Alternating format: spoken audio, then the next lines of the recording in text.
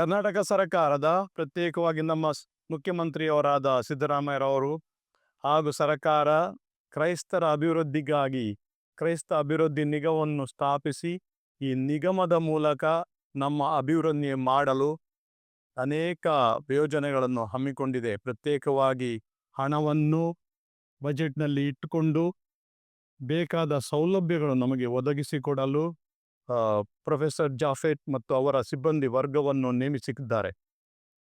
ಈ ನಿಗಮದ ಮೂಲಕ ನಮ್ಮ ಬಡ ಜನರಿಗೆ ಬೇಕಾಗುವ ಅಗತ್ಯಗಳನ್ನು ಪೂರೈಸಲು ಕೊಡುವ ಎಲ್ಲ ಸೌಲಭ್ಯಗಳನ್ನು ತಾವು ಸ್ವೀಕರಿಸಬೇಕು. ಸರ್ಕಾರಕ್ಕೆ ನನ್ನ ಅಭಿನಂದನೆಗಳು ಹಾಗೂ ಧನ್ಯವಾದಗಳು. ತಾವೆಲ್ಲರೂ ಕ್ರೈಸ್ತ ಬಾಂಧವರು ಈ ನಿಗಮದ ಎಲ್ಲ ಸೌಲಭ್ಯಗಳನ್ನು ಪಡೆದು ತಮ್ಮ ತಮ್ಮ ಅಭಿವೃದ್ಧಿಗಾಗಿ ಶ್ರಮಿಸಿ ಸರ್ಕಾರದ ಮೂಲಕ ಹಾಗೂ ಸರ್ಕಾರ ಕೊಡುವ ಎಲ್ಲ ಈ ಯೋಜನೆಗಳ ಮೂಲಕ ನಮ್ಮ ಕುಟುಂಬಗಳು ಅಭಿವೃದ್ಧಿಯಾಗಲಿ ಅಂತ ಹೇಳಿ ನಿಮಗೆಲ್ಲರಿಗೂ ಒಳ್ಳೆಯದನ್ನು ಹಾರೈಸ್ತೇನೆ ಹಾಗೂ ಸರ್ಕಾರಕ್ಕೂ ನಿಮಗೂ ಅಭಿನಂದಿಸ್ತೇನೆ. ದೇವರು ತಮ್ಮ ಆಶೀರ್ವಾದಗಳನ್ನು ನಮಗೆ ದಯಪಾಲಿಸಲಿ. ವಂದನೆಗಳು.